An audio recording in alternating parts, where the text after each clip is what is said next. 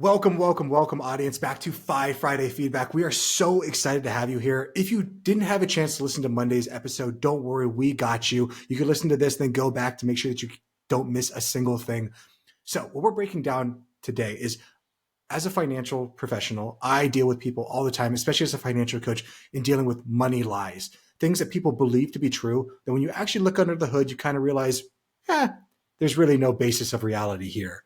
So what we decided to do is I wrote down 15 of the top money lies that I've run into as a financial professional, and we just talked over them. I kind of thought we were going to at least get through half of them in the first podcast. Since Dominic talked way too much, we only got through 4. So today what we're going to do is we're just going to recap the 4 that we talked about really quick, and we're going to try to add on a few more, because I was thinking maybe we'd make this into a 2-parter. But over the past week, I already wrote down 2 other money lies that have come up already. So now we're up to 17. And I don't want to make this a 17-parter of money lies. So we'll see how many we get through before we get on to 5 Friday Feedback. How's that sound, Dominic? I love it. That makes way much more sense.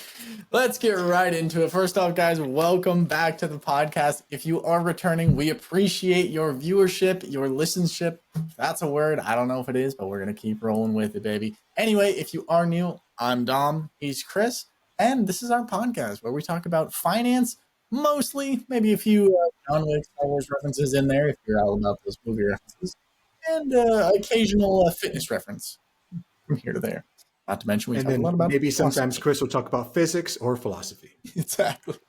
So let's get right into Friday's episode where, like Chris said, we recap Monday, a few little more points, and then once we're done with the recap, we'll go into our viewer mailbag where we select a letter from the community and see if we can help them out a little bit.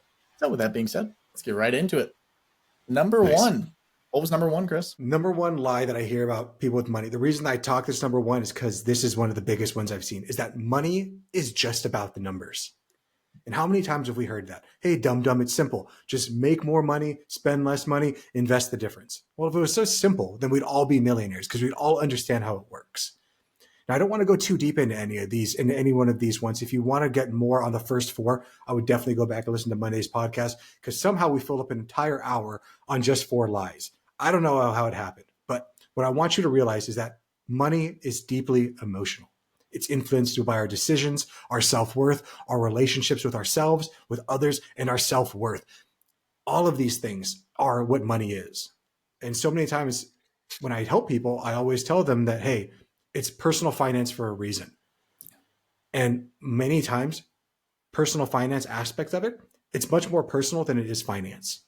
So much of being quote unquote good with money has to do with your mindset, the way you think about problems, the way you work through problems, the way that you relate to your money as if it was a friend.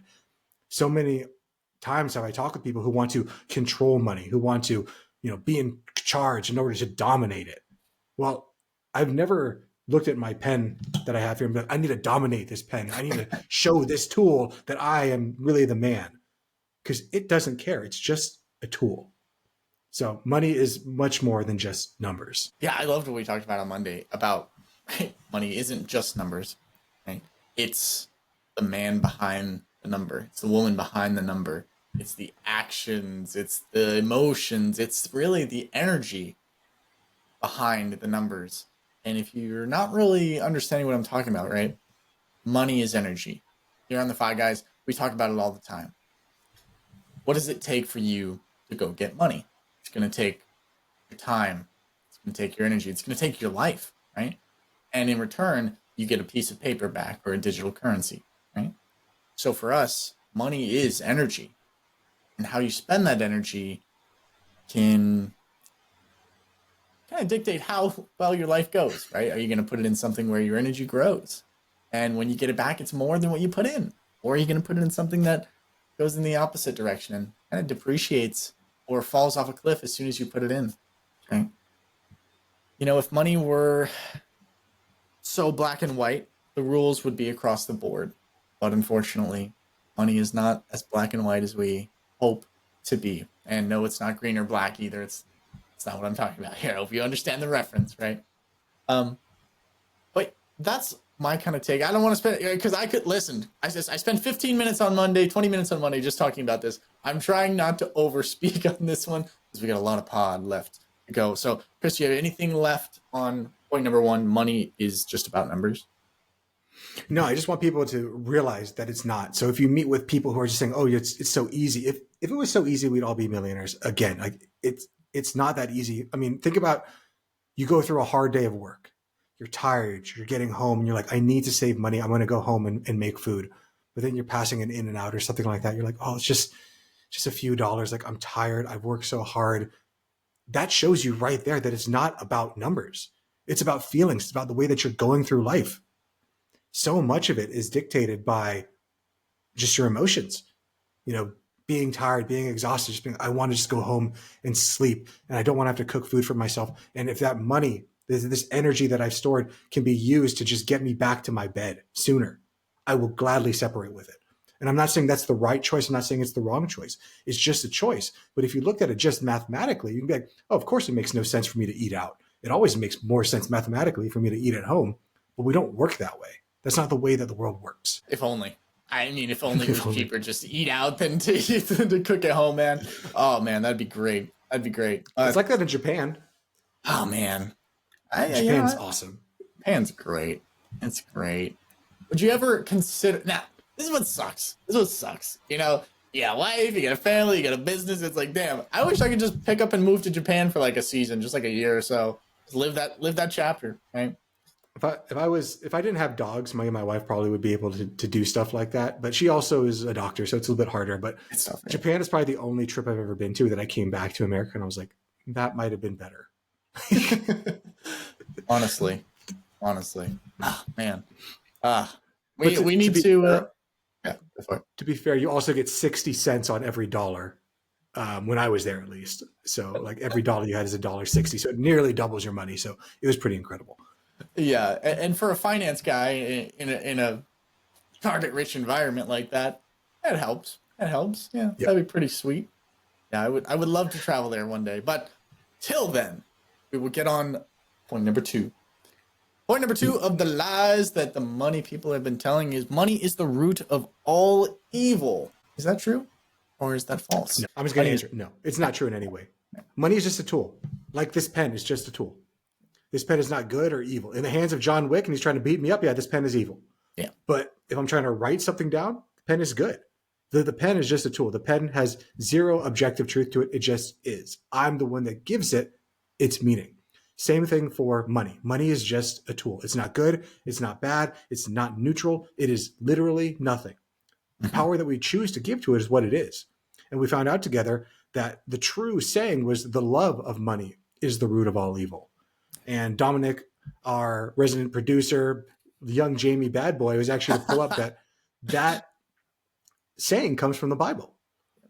And the reason for that, I believe, is that in the Bible, they talk about the one true God, the one you're supposed to worship is supposed to be the Lord's word, the Holy Trinity. But if you decide to worship money, well, that is the root of all evil because it's taking you away from that divinity. You are choosing to worship the wrong thing. And too many of us, we go through life believing that money is the goal without ever realizing that money was just the facilitator to the goal. The money meant nothing. And if you decide to worship money, you're never going to be happy. You're going to die 1,000 deaths before you actually expire in this life because you're always going to be striving after something that can never be attained.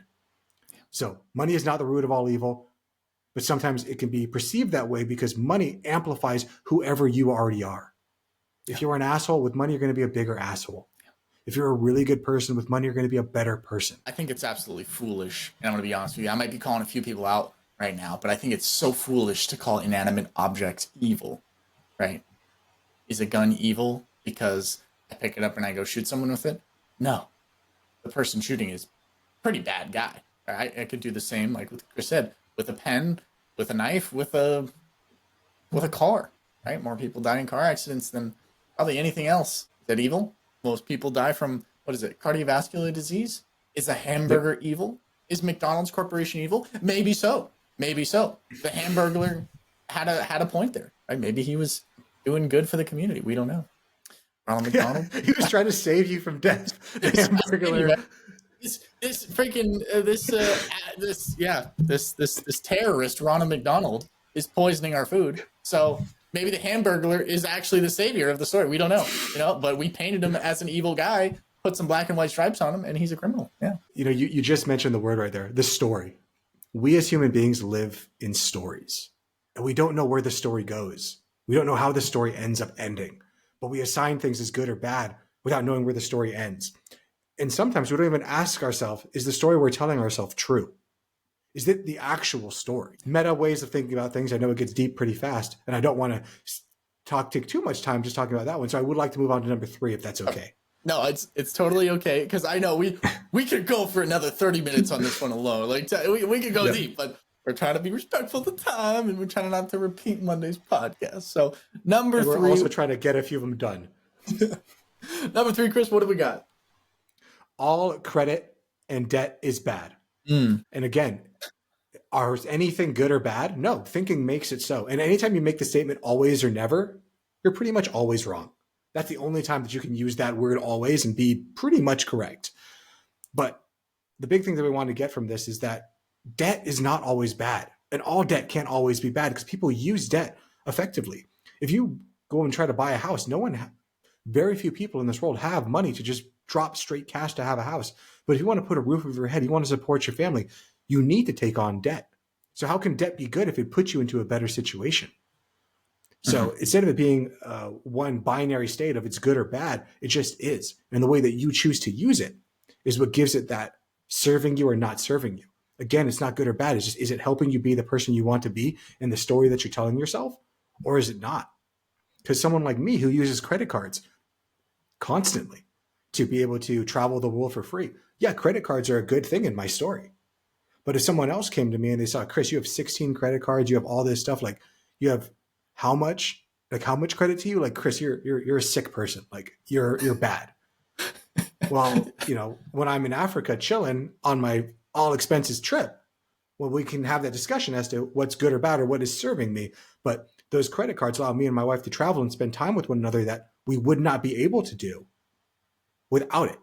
So nothing is good or bad, just thinking makes it so. The big other thing I want people to get is that credit, debt, leverage are all the same word.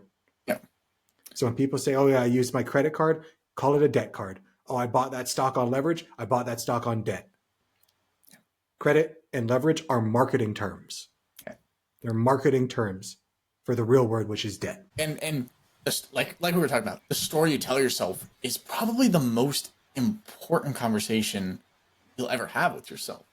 Right? If you change the word credit, like Chris was saying, oh, I'm at Sam's Club, right? I'm gonna buy all my groceries with my credit card, right? It's like, no, hey, I'm at Sam's Club. I'm gonna go in debt for my groceries. Like, see how different that feels? Like, there's a reason they call it a credit card, and not like, hey, I'm gonna go into debt for this. They want you to use it for the wrong purposes. That's how they make their money, right? So be careful the story you're being sold on, and most importantly, be careful the story you're telling yourself. And it's kind of interesting. I'm going to go off on a tangent here. I had a bit of an aha moment a couple days back, right? And I was at work. I was in the bathroom. I was looking in the mirror, washing my hands, and I always thought that once I had my mindset, I didn't have to continue working on it. I'm good now. I've been saved. I've been unplugged from the matrix. I'm good now. I'm good. I don't need to work on it. And I was thinking about my goals, right? I've got a big goal coming up in about 7 months, and it's going to take a lot of preparation to get there. And I've been trying my best to get as much done for it. And a thought popped into my head. How can I do so much work to get towards that goal to where when I get to the goal, it'll be easy? And I'll just make this simpler, right? In about 7 months, there's a big race I want to run, right? And in today's term, I was like, well, how can I be better? I'm like, what if I ran 3 miles every day? And the first thought that popped in my head was, that's impossible. You can't do that. And then another thought came in, which was like my savior thought, right? Well, hey now, that's a limiting belief. Because I know full and well, you can run 3 miles. Your legs aren't broken. There's land underneath you. There's breath in your lungs. So for me, that was a limiting belief. And it made me have to question the story I was telling myself. And it was like, damn, I thought I made it out of this. But no, once again, playing infinite games on finite games, applying these two, where I thought my mind was finite, it's actually infinite. And while I still have to continue to sharpen the sword that is my mind, right? A sword just doesn't stay sharp for eternity. You gotta keep sharpening that thing. But with that being said, I would love to move on to the next point, unless you have any thoughts on that one, Chris. No, I just think that's the nature of reality. You never actually reach the destination. And like that is the destination, is the journey, is constantly moving through it. You know, there's always an old Buddhist thing I always liked, which was before enlightenment, you chop wood and you carry water. After enlightenment, you chop wood and you carry water. Life continues to go on. There is no being that is alive today who, oh, it's okay, I ate once and it was a really good dinner and now I never have to eat again. Or, you know, I slept really well that one time, never have to sleep again. Like the nature of reality is that you just constantly have to keep going at it. And if you keep on believing that the moment I get to this place, it's over, well, then in that reality, yes, it's over because you're going to expire. Like it only ends when it ends. It ends when you're dead. And even there, no one truly knows what happens afterwards. Maybe you wake up into a higher dimension. Maybe it is just true blackness. Maybe you go to be with your God, whoever that might be. I don't know. And anyone who tells you that they know definitively is lying. Because we can have beliefs, and your beliefs may be real, but they are not reality. Too much of us, you know, just like you said there, you have that limiting belief, oh, I can't run 3 miles a day. Well, that's your emotions. Your emotions are your brain trying to protect you. Why would you want to run 3 miles a day, Dominic? That seems like a dumb idea. We're trying to conserve energy. We're trying to do these things. Your brain's job, the thing that you perceive all things through, has one job, is to keep you alive. Is going out running 3 miles a day going to keep you alive better, to reproduce, to pass your genes on, to have somebody else, or to pass your genes on to have kids who have kids? No, running 3 miles a day doesn't matter to that. But if you want to live the best life that you can, then maybe running those 3 miles do. So you have to supersede that limbic part of your brain that just wants to survive, only cares about two things: survival and thriving, passing on your genes, eating, sex. That's all that it cares about. Number 4, wealth is only for the lucky or the greedy. I think this is a pretty well known one. So often do I remember as a kid people saying, like, oh, people who have a lot of money, they're bad people because they must have had to steal it from somebody else. I think that's kind of the story as to what people think right now in the world as I look on social media, which I typically don't do. But a lot of people are against, oh, Elon Musk is a bad person, Jeff Bezos, bad person, Mark Zuckerberg, bad person. Well, in truth, if they were bad people, they would go out and steal from you. They would take your money without you asking. They created something so great, so maybe not great, but so worthwhile that people, yourself included, have willingly handed over your life energy for said products. So how can they be lucky if they went through all the work to create that? How can they be greedy for wanting to give the world something that doesn't have, something that people are willing to give their life energy for, just to have it because it makes their life in some way better or some way serves the life that they want? And I'm not here to say what is right and what is wrong. I have my own disagreements about Facebook, about some of the things that Elon Musk is doing, about some of the things that Jeff Bezos does. Yeah. But that doesn't mean that my feelings are truth. They're just my feelings. And I think, the lie is, the wealth is only for the lucky and the greedy. And I wonder, a lot of people say the rich are evil, rich are bad. How much of a good person are you? How much? When was the last time you donated your time to a shelter, to someone in need? When was the last time you helped a little old lady with her groceries out to the cart? Maybe you say, well, these things aren't around me. Totally understand. Totally get it. Totally understand. But I think oftentimes we have these moments where it's like, oh, that person looks like they need help, but I'm too scared to go help them. And I think that's something we need to get over as a society. Just help. Just help. It's so much easier to judge other people for their shortcomings than it is to look internally at your own shortcomings. But the only way we grow is by looking inside, to stare, which I like to say, stare naked at your inadequacies. And that's something that I try to do, and I freaking hate it, to look at everything that I am not good enough in, because it fundamentally hurts me to be like that you are not enough, and you are perfect the way that you are. Yeah. And you could be better. Like having this this constant push and pull, yin and yang of like, yes, you're perfect, like you're it, boo boo, you're great, keep doing it, and you're not where you need to be. You need to get better for other people. You need to get better for yourself. You need to get better for your future kids, for your family, for all of these things, for society at large. Mm-hmm. And it's difficult, but it's so much easier for people to have that righteous anger, to know that you're the problem, not me. I'm not the problem. You're the problem, because it gives you a direction to move forward. And if so many people are going through life directionless, feeling upset, angry, distraught, disenchanted to their reality, it's so much easier to blame other people than it is to look at yourself and say, how have I done this? Every time you point the finger, there are three fingers pointing back at you. It's so true. It's so true. It talks about it even in the Bible, right? Do not judge or you will be judged. Or in the same way that you judge others, you will be judged. And with the measure you use, it will be measured to you. And I wonder if you would be willing to scrutinize yourself in the way you scrutinize others. I wonder if you would be as harsh and openly criticize others as yourself. Would you go to a party and be like, man, these billionaires? It's like, no, man, I'm a piece of shit, right? I'm a terrible person, right? I cut this old lady off in traffic because she wasn't driving so fast, so I could be here on time. It's like, oh yeah, when it says donation right at the checkout line, I hit the 0 on that thing. Forget those kids. I mean, even the bare minimum stuff. Oh, taxes are coming up. I'm not gonna donate anything, even though I get it back in taxes. I'm not gonna do that. Even the lazy stuff. I think our society is so hypocritical, and it's pretty disgusting. It's pretty disgusting, honestly. I wish we could just be a good person, good people, help each other, and just keep going about our day. I think too much of society, we worry about what others are doing rather than focusing what's going on, even between our two ears. And I hope one of our goals with this podcast is to help you with that inner voice with your own world, in your own mind, and to grow that connection with yourself. Sun Tzu, I believe it was Sun Tzu, who said, know thyself, right?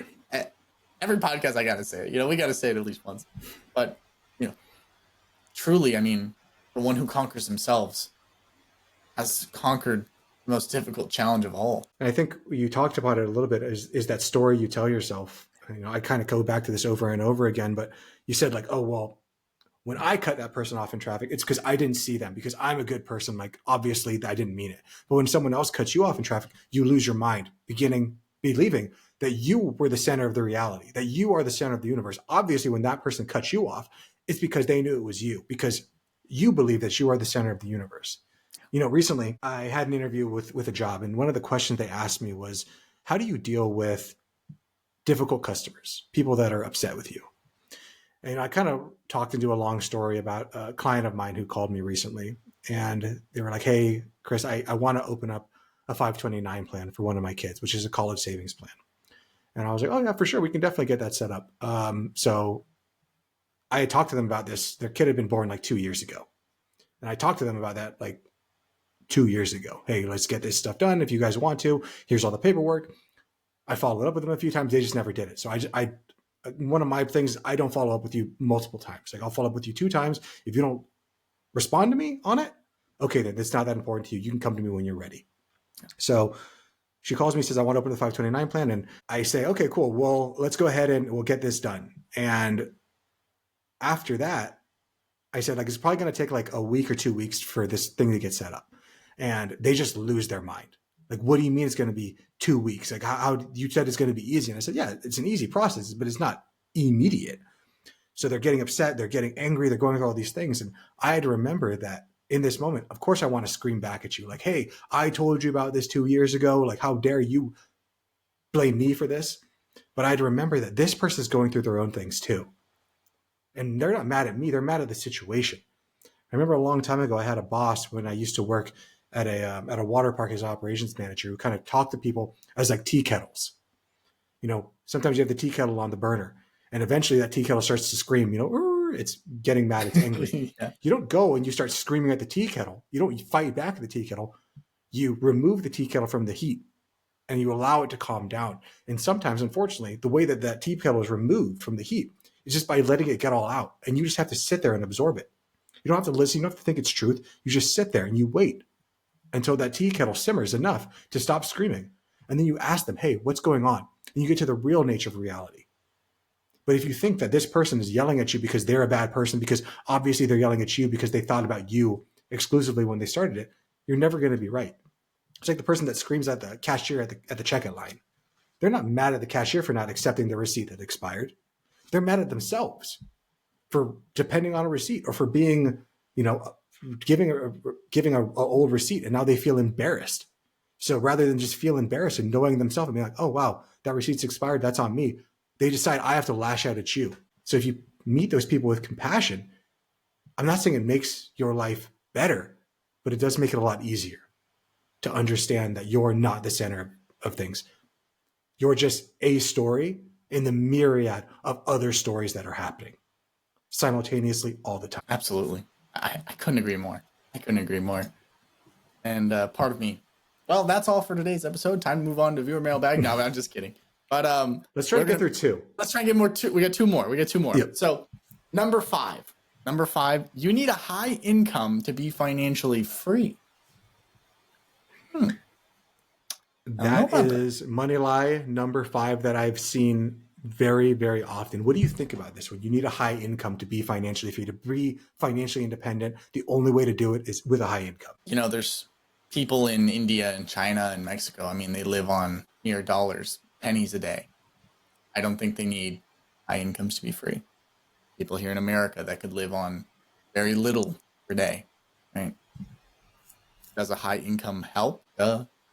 I mean, yeah, but it all depends on how much you're spending.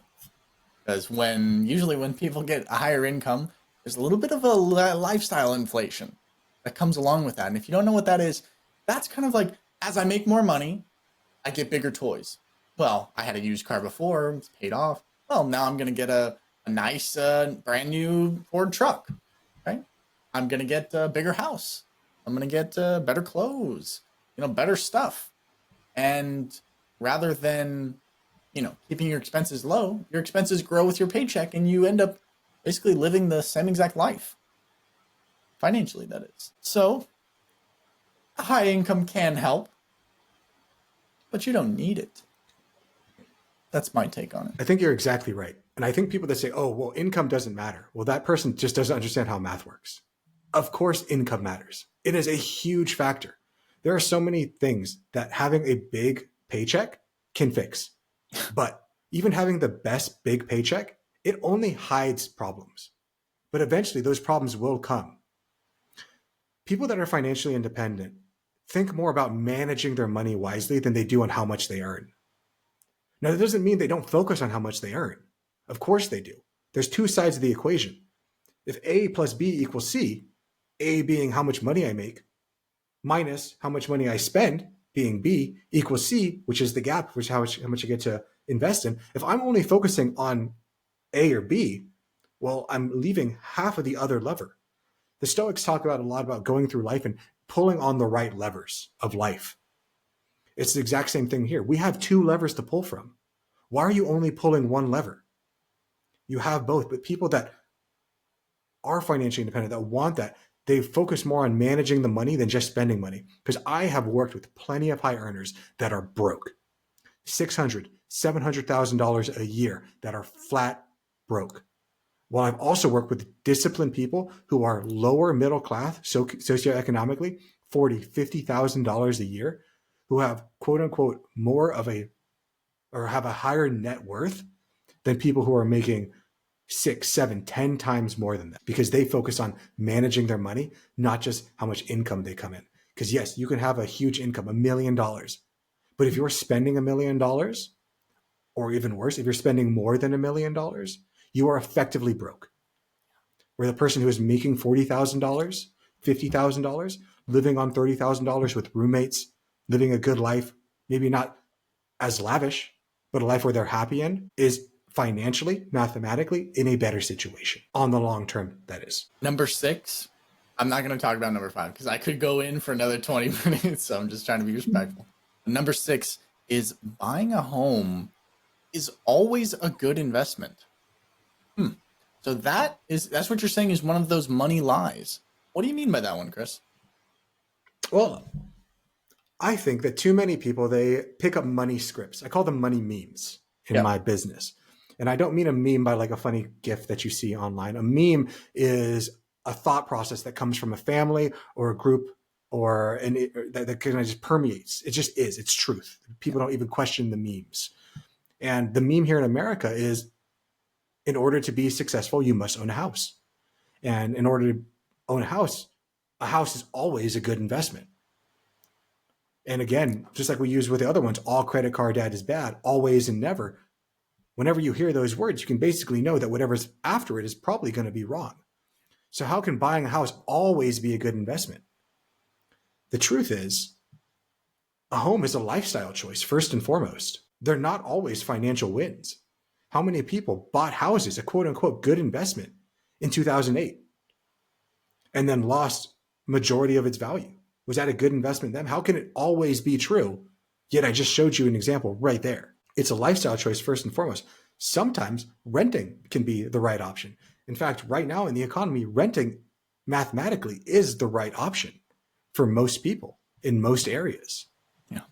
So that thought process of the only way I could be good with money mostly gets passed down from our grandparents and their grandparents and their great grandparents before them, because the way that you did create generational wealth back in the day was by owning land, by putting a house on there that your family could live in. But we don't do that anymore.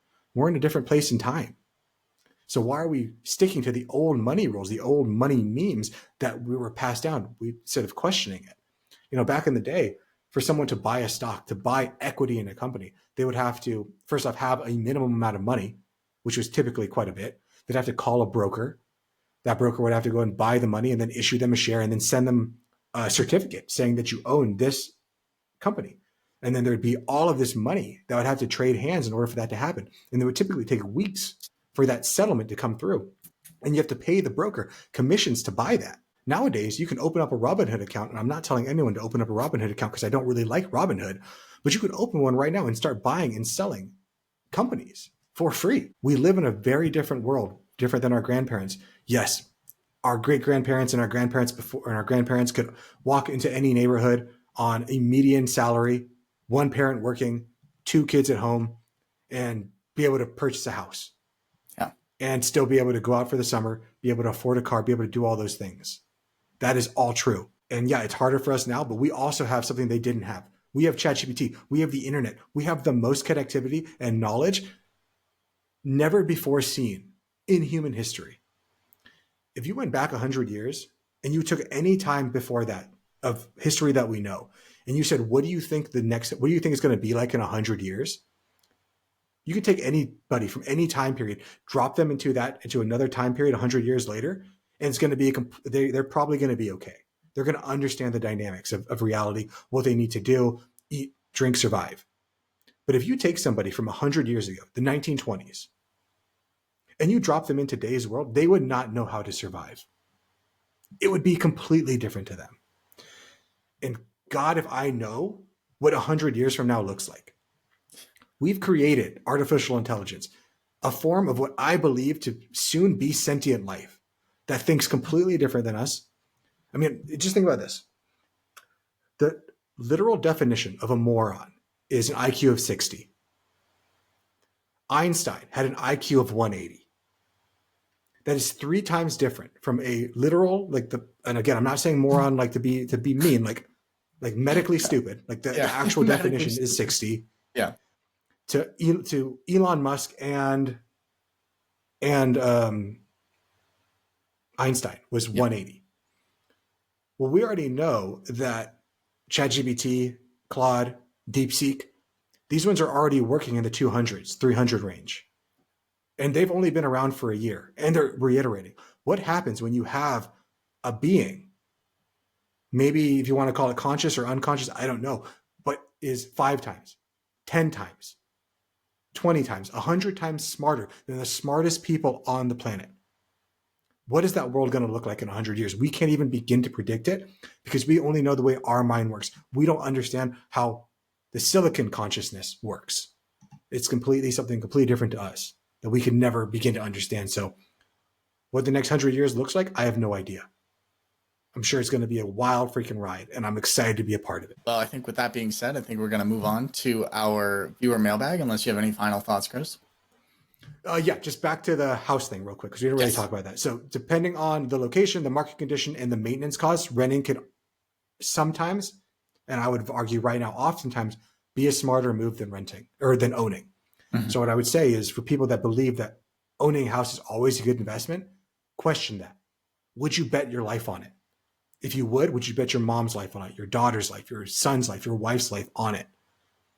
Because yes, owning a house might sound like the dream, but is it really the dream? You have to question yourself over and over and over again to get to the ground level truth. Because in renting, yeah, are you subservient to maybe a landlord who can raise your rent? Yeah. But when the dryer goes out, you just make a phone call. If something goes wrong, say like the LA fires, and all these people lost their houses, you lost your house too.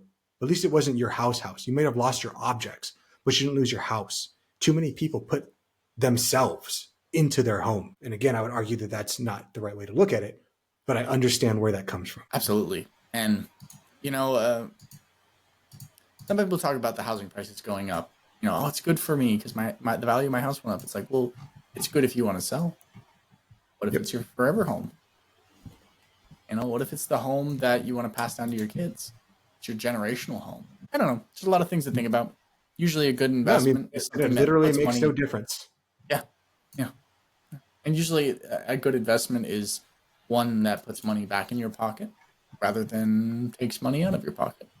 From an accounting standpoint, technically a house is a liability, right? To Mm-hmm. others, it might be an asset. Totally understandable. I totally get why it would be considered an asset. Totally get why it would be considered a liability as well. So something to think about. Something to think about. But with that being said, I think we're ready to go on to the viewer mailbag. What do you think, Chris? Mm-hmm. Awesome. Let's do this. So this is our segment. If you're new to the podcast, this is where we get a letter from the community and they share some troubles. Maybe it's financial troubles or maybe it's just straight up life troubles. We don't know until we read it. We give our advice on it and try and help them out. So with that being said, let's get on to it. So this week's letterhead is, should I quit my job without a backup plan? Alrighty. I like it. I like it. So howdy, Fi Guys. Howdy. That is us. We are the Fi Guys. Yes. First off, I want to say thank you for your podcast and the community that you've built. The Five Guys have been a huge source of motivation for me, and I appreciate the way that both of you keep things real while making financial independence feel achievable. I wanted to reach out because I'm at a major crossroads in my career. After a lot of thought, I've decided to leave my job without another one lined up. It's not a decision I've made lightly, but over time, I've realized that staying where I'm at is costing me more than just my time. Chris and I can both relate to that. So I have been there. Yes, it's like this is like me 5-10 years ago honestly, writing this. the job has become draining mentally and emotionally. Sounds about right. What once felt like an opportunity for growth now feels like a dead end. I catch myself clocking in and out with any real sense of purpose. And even outside of work, I find my energy and my creativity fading. It's always a bad thing when your job is affecting your day to day, your actual life. Right? That's always a terrible thing. Yeah, it's always hard because like so many people say, "Oh, well, your job isn't your life; it's not supposed to be your life." But when it starts to bleed into that because you're putting so much energy into it, well, now it's kind of forcing itself into it. Yeah, really is. It is very difficult. I know that financial independence is about creating options. And while I'm not fully FI yet or financially independent, I feel like I need to take control of my time now rather than waiting for the perfect moment that may never come. Very smart. Very smart. Financially, I've saved up a cushion to give myself some breathing room. And I have a few ideas on how to generate income in the meantime. Nice. But the uncertainty of it all still feels a bit overwhelming. Of course, as it should. Since both of you have experienced have experience in designing life on your own terms, I'd love to hear your thoughts. Have either of you ever made a leap like this? And what advice would you give to someone stepping away from a stable paycheck without a sure thing lined up? I really appreciate everything you guys do, and I'm looking forward to hearing your perspective if I am selected for this week's Five Friday Feedback. Well, congratulations, you are selected for this week's Five Friday Feedback if you didn't catch that already. From no backup plan, on faith I stand, because I'm leaving the grind to chase what's mine. Alrighty. Interesting. How about Nice. that? Well. That has to be. So, I got to talk on this real quick, and then I'll pass it back to you. go for it, please, I think please. Professionally, career-wise, there's nothing scarier than leaving your job. There's nothing scarier. I mean, I think, and from everyone I've heard that had to leave their job or made the choice, not had, they made the choice to put themselves at risk, put themselves in a fire, put themselves in a place where I don't know what's going to happen next, right? They got to that decision by not being able to sleep, by them thinking about it every day, by it consuming their thoughts, by knowing in their soul, in their heart of hearts, that this just isn't for me anymore. And that's tough. That's the toughest decision somebody can make professionally, right? One of, right? So I applaud you for even coming to this conclusion. Right, Chris, what do you have? What's your thoughts on this one? I would love to just kind of some back and forth on this one, but I've certainly been here before in this situation, and for me, like, entrepreneurship was never even my path. I don't believe, I don't think, even as an entrepreneur, that I have the right mindset for an entrepreneur. I have too much anxiety, too much fear, too much of everything.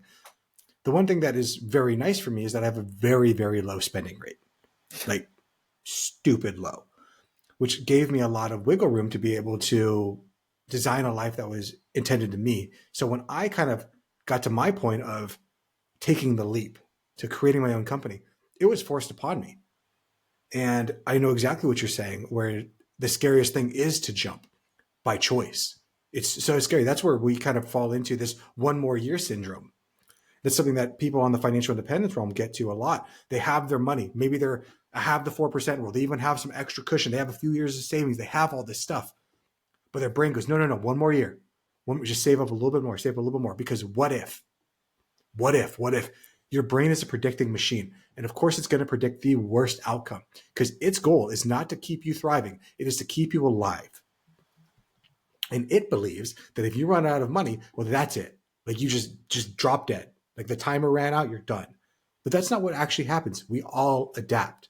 So when I got to this stage in my life, I remember waking up in the morning, being in my closet, because I'd be up before my wife was, and I'd be getting dressed in the closet and like having to negotiate with myself to pull my pants up, negotiate with myself to drive to work, negotiate with myself, like, please, just God, like, don't quit today. Like, you can make it another day, to the point where I was just an asshole. Like, all the time, I was mean at work. I was mean at home. I was mean to my dogs. I was mean to just people. Like, I just was not a happy person. And I did my best to separate my work self from my personal self, but they're the same person. Like, you can't just completely separate yourself. Like, there's that one show on Apple TV, like Severance, where you walk into a place, you scan your card, and now all of a sudden, like, you don't remember who you are outside of work. But that's not the way that the world works. So I know what that's like. And I also know what it's like to work a job that you absolutely love and that you would do even if you're not getting paid. And I know what it's like to stand on that precipice and wonder, should I jump? And I can't give you the answer because I don't know if you're going to make it or not. Only you can decide if you're going to make it or not. Only you can decide what is success and not success, because the only thing I can tell you is that as you go through life, you will find success if you stick to it long enough, if you keep on going long enough. And oftentimes the success you find is not the success you set out for. It's a different form. Maybe you don't succeed in the business working out. Maybe you don't succeed in all these things, but you grew, you became a better person. It moved you on to the next stage of your evolution. And only we can know that by looking back on it and believing that it was the right thing. But also, if you believe, oh, I made the biggest mistake of my life, I'm such a fool, it took me to this place that I don't want to be, then that's your reality. Things just are. Your story just is. You assign value to if it's good or bad.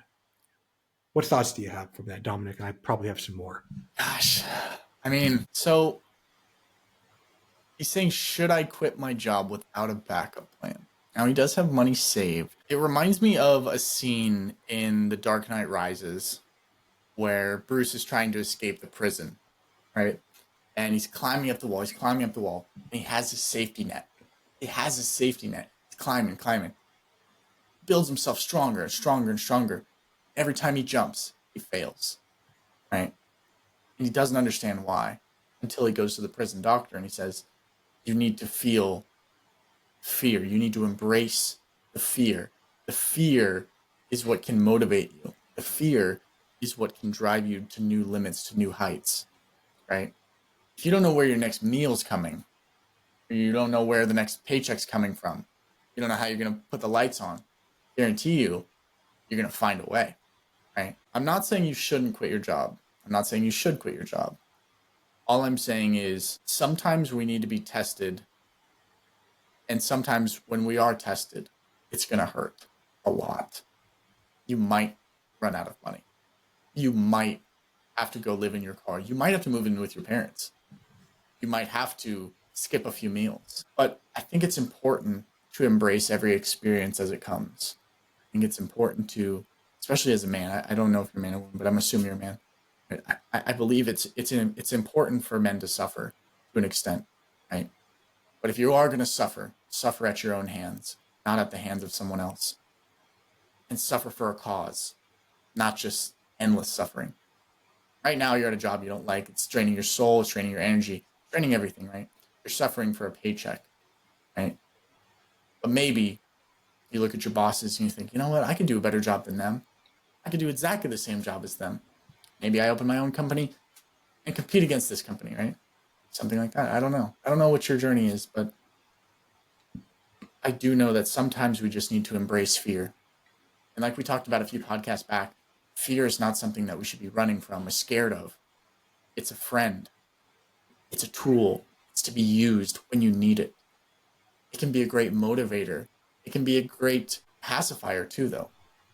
It's all about the story you're telling yourself. So make sure that you're being very, very, very, very mindful. And this goes for everybody, but make sure you're being very mindful about the stories you're telling yourselves. And anytime you're telling yourself a script, a story that comes through and you're like, ooh, that's not serving me, change it. Don't ever, try not to think of it ever again. You got to change that story. You got to change that crap, because the stories you tell yourself, it encourages what you do. And what you do is who you become. That's kind of my take on it. Chris, what other takes did you have on it? You know, he's basically asking us, should I do this or not do this? And Permission. you know, Yeah. obviously, he's asking for permission. And at the end of the day, like, is it financially a wise decision? Most likely not. And I don't have enough information. Like, you say that you have a financial cushion. I don't know what that means. I don't know if that means a month. I don't know if that means 6 months. I don't know if that means 10 years. Like, I don't know what your family looks like. Can I move back in with my parents? I don't know how old you are. I don't know anything.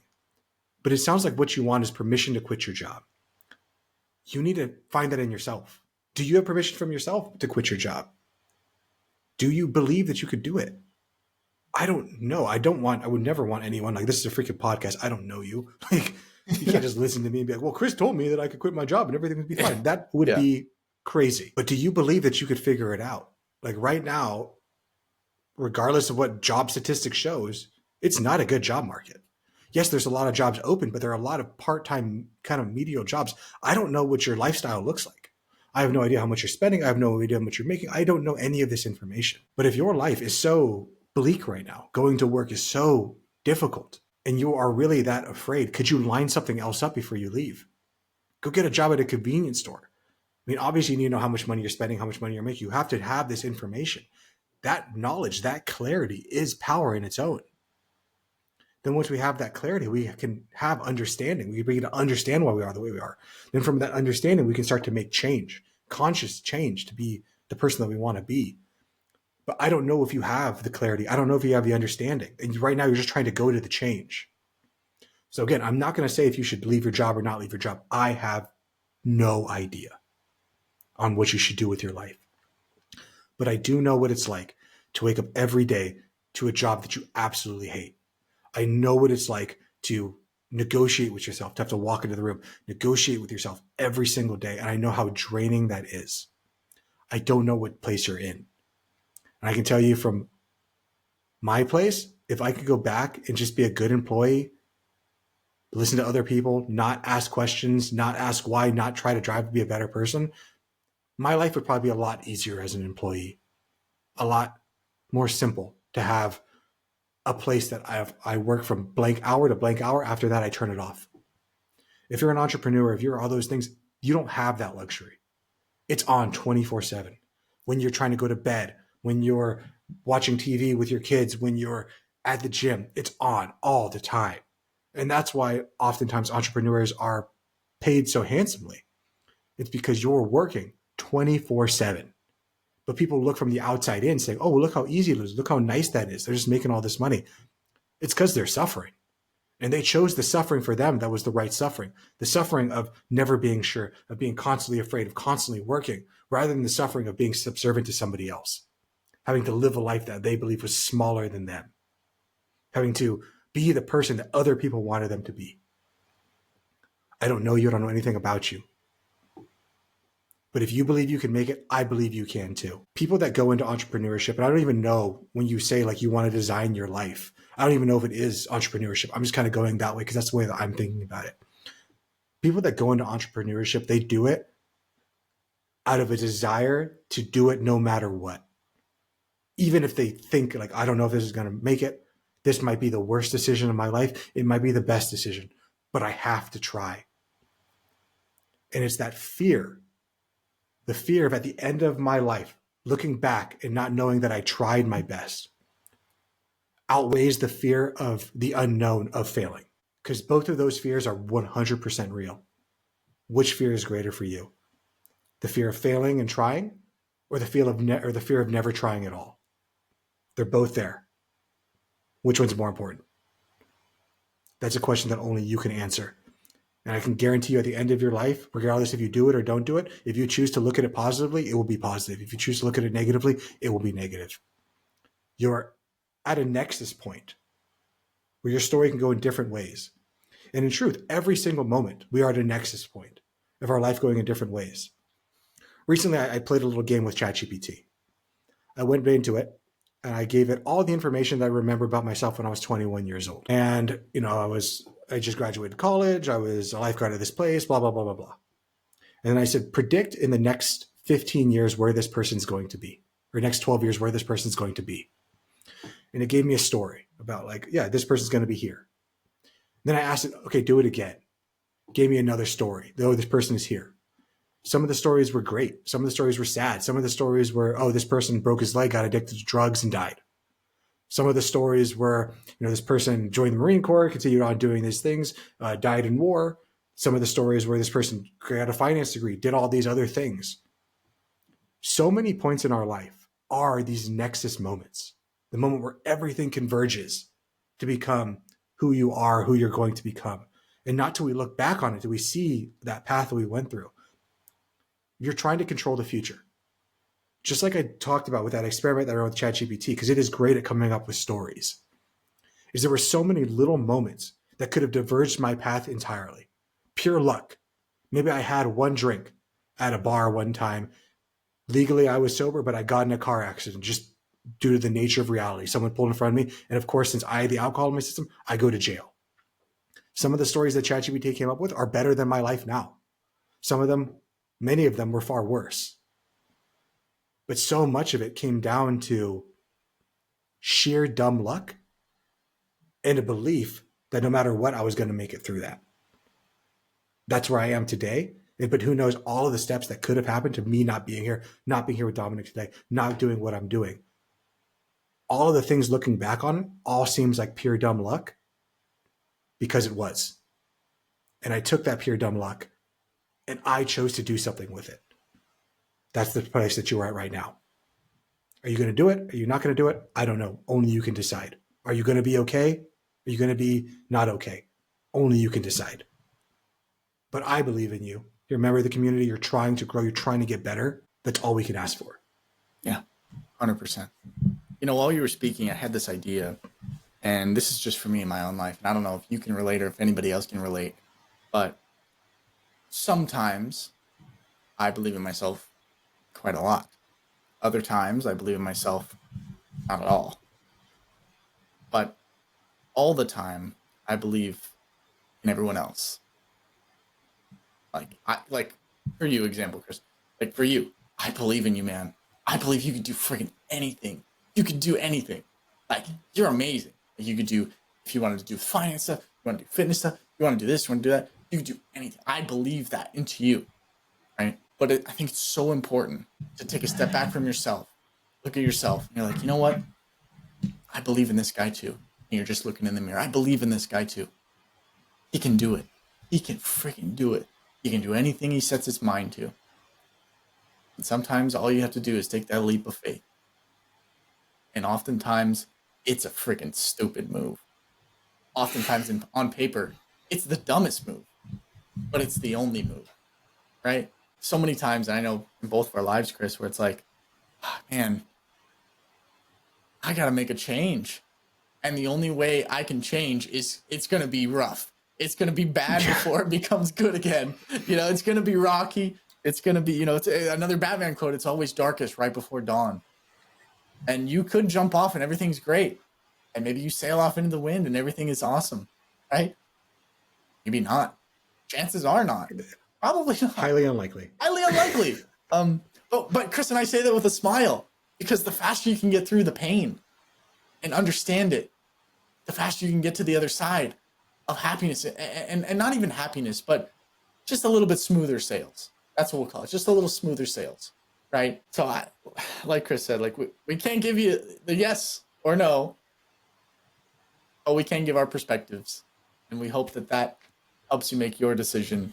And we hope that any decision that you do make, you're ready and willing to live with it. What I would do at this point, since I tried that experiment with ChatGPT, it kind of like was one of those like life-changing moments. Yeah. I reread the book Dark Matter, which is this whole book on theoretical physics, on every time that we have a moment to make a decision, that a new universe is created. It's kind of like that infinite universe is the infinite doorway. So you think about it, that everyone has that moment. Everyone has moments in their life where they can choose to go left or right. And in truth, there's infinite decisions we could all make. And if each one of us is creating that consciousness, we're creating a new parallel reality where we all live the same life until we tangent over and over and over again. You can, if you want to, listener, feed ChatGPT everything that you're about yourself, everything. And then say, hey, based off of this, where's this person going to be in 10 years? And start reading those stories. In 10 years, do I like this person? Do I not like this person? None of those stories are true. And all of those stories are wrong, and all of those stories are real simultaneously right now because we haven't got there. It's like Schrodinger's cat. The cat is both dead and alive simultaneously until we actually look inside the box to find out. You have to ask yourself the question, regardless of what happens, if you read the good stories and the bad stories, are you going to be happy that you took the leap? Or are you going to be happy that you stayed where you were? I can't answer that for you. So we wish you the best of luck, man. Whatever you do, just know that I believe in you. Dominic believes in you. But that doesn't really matter, because what really matters is do you believe in yourself. 100%. I love that assignment you gave at the end about the 10 years in the future with ChatGPT. That is exciting. And with that being said, we're going to be moving on to our win of the week. This is where we kind of end off on a little bit of a more of a positive note. Share our victories of the week. Maybe you have a victory of the week that you would like to share in the comments. Feel free to drop it down below. We always love reading them. It's nice not reading hate in the comments. That's pretty great. But if you're going to hate on us, so be it. That's fine. We can take it. We're strong human beings and a bit of a masochist at heart, so bring it on. Anyway, with that being said, what do you got for your win of the week, Chris? Yeah. And in truth, when someone leaves a bad comment, we just feel bad for you, because it's got to be pretty rough that you're going around leaving bad comments for somebody.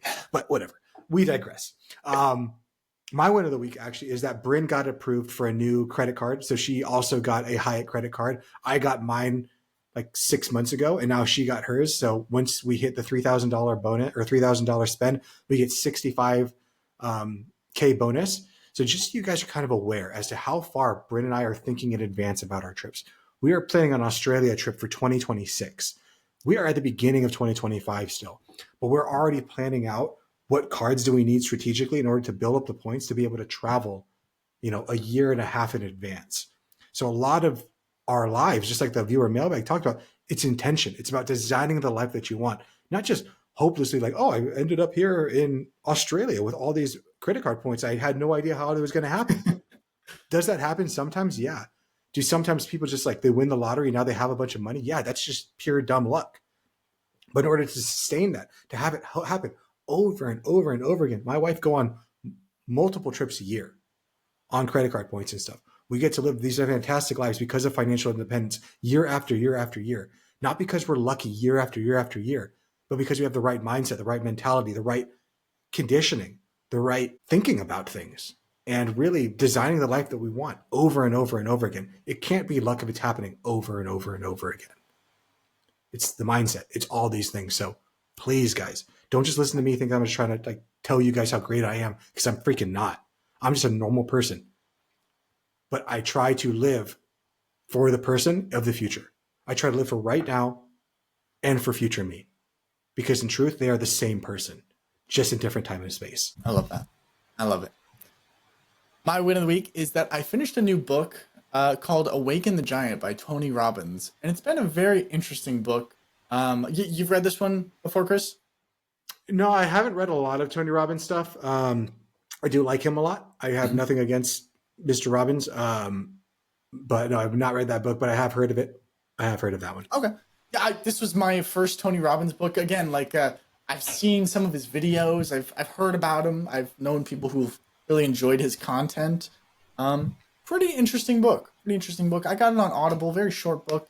If you get the physical copy, it's a lot longer.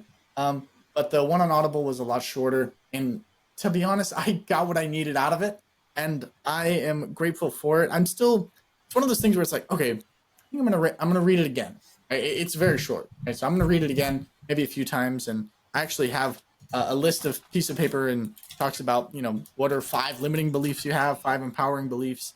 Write them down, and then you kind of go through them and see if that's serving you, if it's not serving you, and how to change your relationship between pain and pleasure to get the life that you need. But yeah, very interesting book, and that would be my win of the week. 2 books down for the year, so we're on pace for our 12 to 15 books this year. I'm happy about that. Nice. Keep it going. Yeah. I can't remember the book, what it's called, but Tony Robbins read a book where he went and interviewed some of the world's greatest investors and like asked them their secrets. If I remember, I'll put it in the comments, but Master the Game, 7 Steps to Financial Freedom. Oh yeah, it is Master. Yeah. Money Master the Game. Money Master the Game. Yep. That's what it is. Yep. That's a good book. That's a good one. Okay. Maybe I'll, because it shows you read that one. Yeah, I always get that one. Yeah. That was one of my first Tony Robbins books. I like him a lot. Like I respect the man. I know people hate on him because he puts himself out there. Yeah. And people hate on us because we put ourselves out there. Rather than just hating on other people, why don't you put yourself out there? Yeah. Because you can be all mad as you want. See you at the bank, man. Okay. With that. With that, thank you so much for joining. If you found value today, if you're still here with us through all of this and you haven't liked or subscribed, there's got to be something wrong. Maybe the algorithms are working for you, but you got to press that button for us. And most importantly, share the podcast with one person. Bring someone along for this journey. Talk about our 5 Friday feedback. What would you think about it? Talk about it with a friend. What we really want to do with the podcast is a multitude of things. One of the biggest things is normalizing the conversations around money. That you can have conversations, even though you're not a quote unquote money professional. Talk about money, learn. That's the way that we all learn, is by doing. Too many people are so concerned about looking good for other people to pretend like they know what's going on, that they never actually put themselves into the fire to grow, to get a little bit better, to expand their world. And the best way we can do that is with other people, not alone. No one is an island. So please bring one person along. Dominic and I believe in you guys. Thank you so much for joining us. We will see you next Monday for a part 2 of the Money Lies. My goal, Dominic, is to try to get this into 2 parts. Mine too. We'll see what happens. Fingers crossed. Fingers crossed, guys. Fingers crossed. I'm Dominic. He's Chris. We're the 5 guys, and we'll see you in the next one. Later. Peace. This video podcast is sponsored by Monzon Wealth. The content in this podcast is for informational purposes only and should not be considered financial advice. We do not endorse specific products or services. Past performance does not guarantee future results. The opinions expressed are those of the host and guests, not the podcast sponsor. It is crucial to consult with a qualified financial advisor or professional who can provide advice tailored to your specific needs before making any financial decisions, investments, or taking any other actions. If you are seeking specified help, you can reach out to Chris at monzonwealth.com.